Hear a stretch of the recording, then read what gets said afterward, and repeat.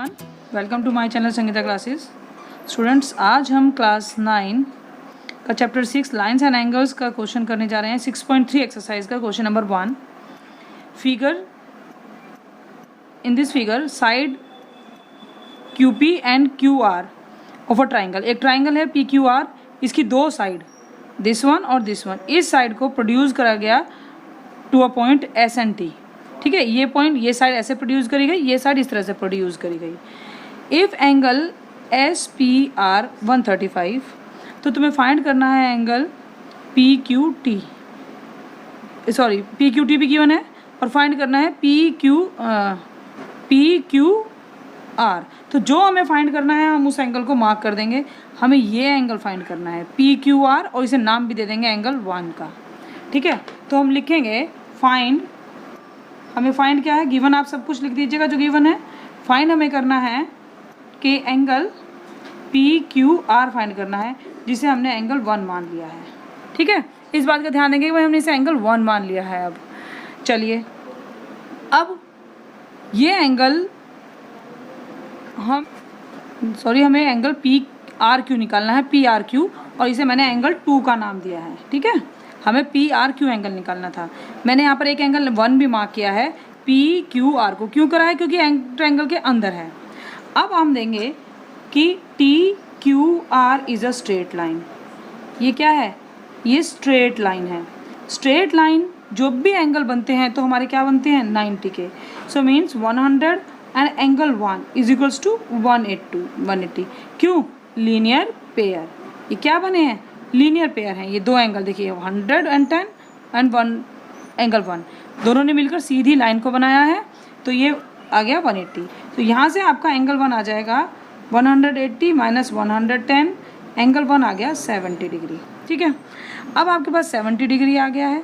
Angle 2 आपको find out करना है, और एक एंगल और है हमारा एक्सटीरियर एंगल। देखिए, हमारा 110 और 135 एक्सटीरियर एंगल थे, 135 भी गिवन है हमारा एक एंगल एक्सटीरियर। तो अब हम बाय एक्सटीरियर एंगल प्रॉपर्टी, ठीक है, एक्सटीरियर एंगल की प्रॉपर्टी लगाएंगे। बाय एक्सटीरियर एंगल प्रॉपर्टी आपका जो एंगल 135 है वो किसके इक्वल है? एंगल 1 प्लस एंगल 2 के। ठीक है, तो हम लिखेंगे angle SPR is equals to angle 1 plus angle 2। ठीक है, ये एंगल है एंगल 1 और 2 के, और एंगल 1 हमें एंगल 2 में फाइंड आउट करना है। एंगल 1 हम ऑलरेडी 70 डिग्री निकाल चुके हैं। तो हमारा SPR एंगल है 135, तो मैंने ये रखा 135। एंगल 1 की जगह 17 और एंगल 2 हमें फाइंड करना था। ठीक है, सो यहाँ से हमारा एंगल 2 क्या रह जाएगा? 135 माइनस 70 डिग्री। सो एंगल 2 आपका आ गया, अब एंगल 2 आपका आ गया 65 डिग्री। ओके, सो यहाँ से आपका required angle, hence required angle आपका क्या आ गया? आपका आ गया है 65 डिग्री। चलिए, अब क्वेश्चन नंबर 2 करते हैं। क्वेश्चन नंबर 2 आपका है, इन अ फिगर एंगल X, देखिए एक ट्राइंगल गिवन है यहाँ पर, देखिए XYZ, बड़ा ट्राइंगल। XYZ में एंगल X गिवन है 62 डिग्री एंड एंगल XYZ।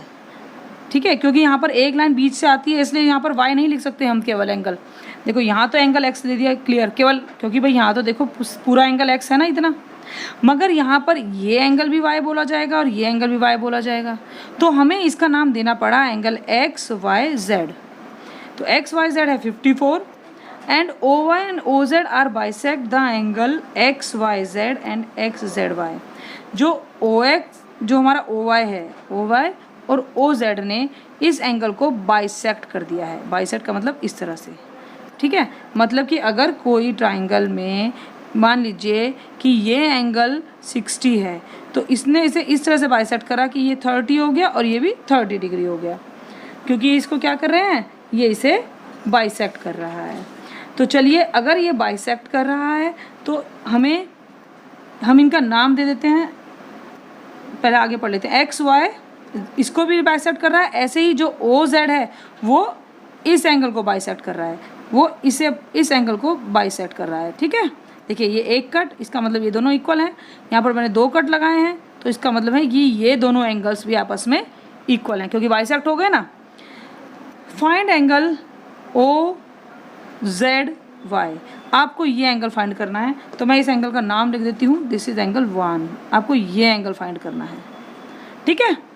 मैंने angle and angle Y O Z, और आपको ये एंगल भी फाइंड करना है, ठीक है। तो मैं इसको बस ओ वाई जेड रखती हूँ क्योंकि इसका भी हमें कोई काम नहीं है। तो चलिए सॉल्यूशन करते हैं। तो मैं सबसे पहले मैं लिखती हूँ कि मुझे फाइंड क्या करना है। मैंने फाइंड करना है एंगल ओ जेड वाई, जिसको मैंने एंगल 1 दिया है, ठीक है। तो सबसे पहले मुझे मालूम है कि ओ जेड और ओ वाई ने इन दोनों एंगल को बाइसेक्ट किया है। दूसरी चीज़ मुझे क्या मालूम है, एंगल एक्स पूरा मालूम है, पूरा एंगल वाई, देखो ये पूरा एंगल वाई मालूम है, पूरा 54, ये इतना नहीं है, ध्यान रखना, ये पूरा है इतना, ठीक है। 54 में 54 पे निशान लगाती हूँ, ये इतना है पूरा 54, ठीक है। इससे पता चलेगा कि 54 जहाँ लिखा है वो पूरा एंगल 54 है। तो मुझे एंगल 54 मालूम है। ये एंगल मुझे मैं करूँगी in triangle X Y Z. ये ध्यान रखिए कि आपको ट्राइंगल का नाम ज़रूर देना है। अब हमारे क्योंकि फिगर में 2 ट्राइंगल दिखते हैं तो ट्राइंगल का नाम ज़रूर लिखना है। एक्स वाई जेड ट्राइंगल में angle X plus angle Y plus angle Z is equals to 180। अगर मैंने यहाँ पर एक्स वाई जेड लिखा है तो मैं इस तरह से नाम लिख सकती हूँ, और अदरवाइज़ नहीं तो मैं कैसे नाम लिखती, मैं दूसरी तरह से भी आपको बताती हूँ। वो मैं लिखती Z X Y plus X Y Z plus angle, अब आपका आएगा Y Z X is equals to 180, ठीक है। अगर ट्राइंगल का नाम लिख दिया तो आप इस तरह से भी लिख सकते हैं, ये भी ठीक है, और इस तरह से भी आपका ठीक है। तो मैंने दोनों तरह से बता दिया। अब आप इसमें क्या करेंगे, ये एंगल आपका है 62 डिग्री गिवन है, एंगल वाई भी आपका 54 डिग्री गिवन था, और हमें एंगल वाई जेड एक्स निकालना था 180 डिग्री, ठीक है। सॉरी, हमें एंगल वाई जेड एक्स हम ये निकालते हैं पहले। तो ये आपका आ गया 116 प्लस एंगल